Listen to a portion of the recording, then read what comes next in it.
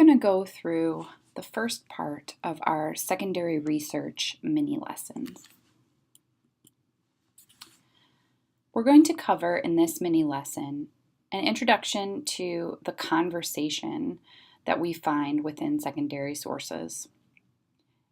And we'll also talk about finding and evaluating online sources, particularly popular sources. We'll talk through some of the aspects of Wikipedia and Google searches, and we'll go over the CRAP test. So first, the conversation. As you can see in this image, several people are having a conversation. We can tell this by the speech bubbles.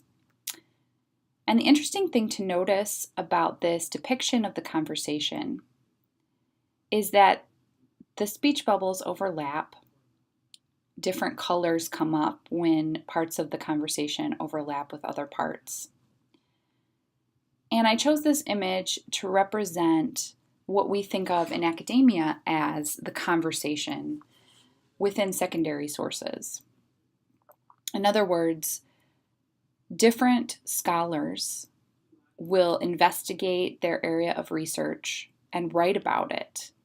And that is how one scholar speaks with another scholar.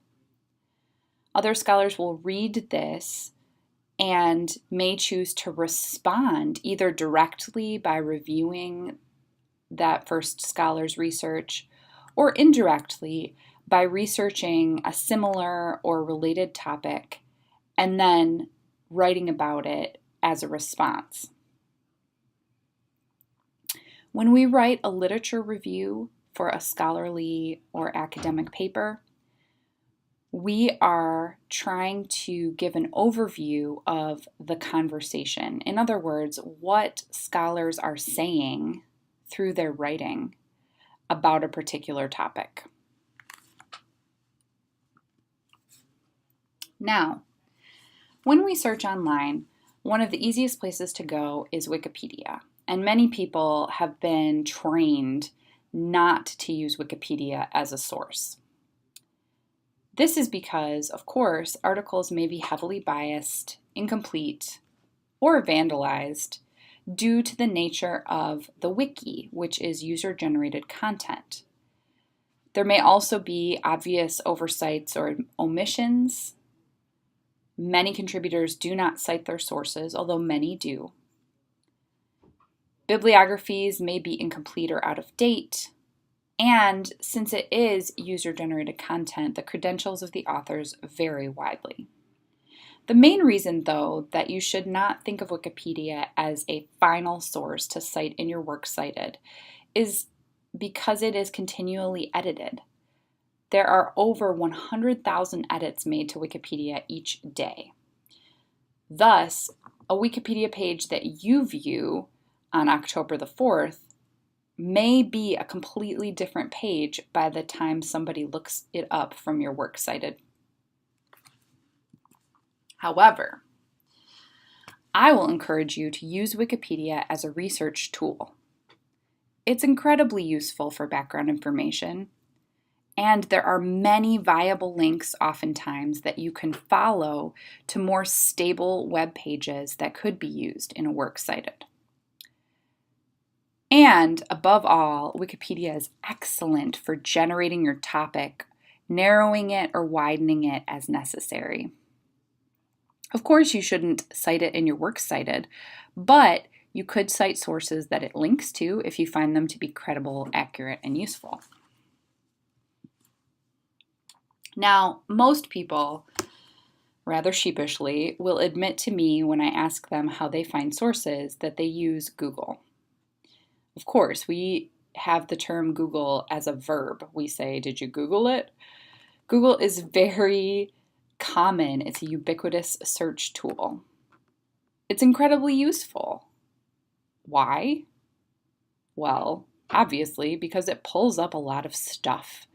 But this same strength is also Google's weakness because for one search term, you could pull up 2 million sources. Now, many people will also sheepishly admit to me that they do not look beyond the first page of Google. Why is this a problem? Well, of course, we know that anyone can pay a particular sum of money to have his or her web page or the corporation or the community's web page come up first in a Google search. So, looking at the first page of Google search will not necessarily lead you to the most relevant information. But what about Google Scholar? If we look at Google Scholar, if you Google Scholar will be the first link that pops up. And this will link you to a better bet. If you're really tied to Google, if you can't let it go, I just can't quit you, then use Google Scholar for your academic searches because it will search scholarly databases and pull up more reputable articles. This doesn't mean that it's foolproof, but it's a better choice. Now, finally, when you're evaluating sources on the internet or popular sources, it's important to systematically make sure that they are appropriate. We've heard a lot about fake news lately. It's important to make sure that internet sources especially are current, relevant, have strong authority or ethos, accurate information, and that we understand their purpose. So when you're running a website or a popular source through the CRAP test, the first letter of that is C for currency. This is the timeliness of the info, not just when it was published or posted, but if it's been revised or updated. You want to make sure that the information is current for your topic. And one way to check for this if you're doing an online source is to follow the hyperlinks and see if they are functional. The next letter in CRAP is R, and that stands for relevance. How close to your needs is this information? How related to your topic is it? Now, since we do know a lot about rhetorical analysis, we can think about who's the intended audience for this piece. That could tell you a lot about where it fits in the conversation. Is this information at an appropriate level? It's not too elementary or advanced for your needs. And does it seem to jive with a variety of sources? So this is a check to do, especially after you've found a couple of sources, to see whether or not this particular piece is an outlier. The first A that we'll think about with the CRAP test stands for authority. Who is the source of this information? Now, of course, you can look at the author, but it's also really important if there is no individual author to think about where is this published? Who is sponsoring this? Is it a corporation? Is it an organization? That could clue you into the ethos. What are the author's credentials or the organizational affiliations given? If they're very clearly stated, that's probably a much more transparent use of authority. If there's contact information, that also gives us a little bit more credibility for the author because that author is opening himself or herself to feedback. And then, of course, we can look at the URL ending .com, .edu, .gov, .org, .net to see a little bit more about where this is originating from. Of course, .com is a site that is open for commerce, so you could make money on that site. .edu usually stands for an educational institution in the United States. .gov is the ending for URLs originating in the United States government, although for different countries, this ending is different. For example, in Canada, it would be .ca. .org, this lets you know that the website is a nonprofit website. And .net, of course, networks. The second A in the CRAP test is accuracy. How reliable, truthful, or correct is this information? Now, depending on how little or how much you already know about your topic, you may be able to say this more confidently or less confidently. But you can think about where the information comes from, whether or not it's supported by strong evidence, whether or not it's been peer reviewed. And you can think about your own prior knowledge about this topic.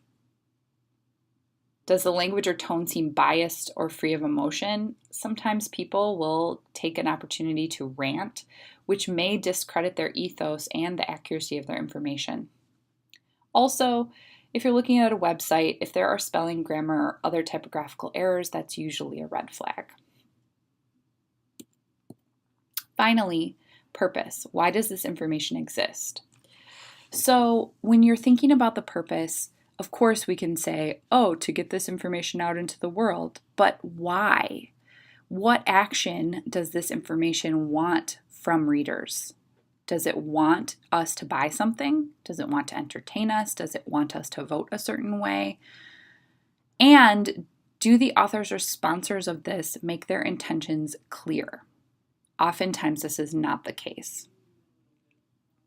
Now, there could be political, ideological, cultural, religious, institutional, or personal biases in an online source, a popular source, and these might not be clear at first.